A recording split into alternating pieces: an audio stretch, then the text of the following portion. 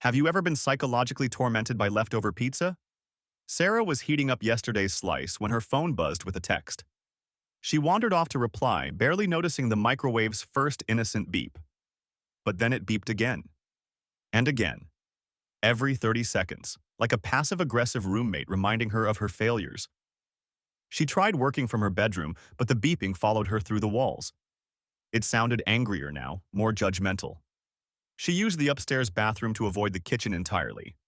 Ordered Thai food instead of facing the microwave's wrath.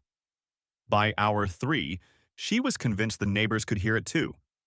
They probably thought she was the kind of person who abandons pizza.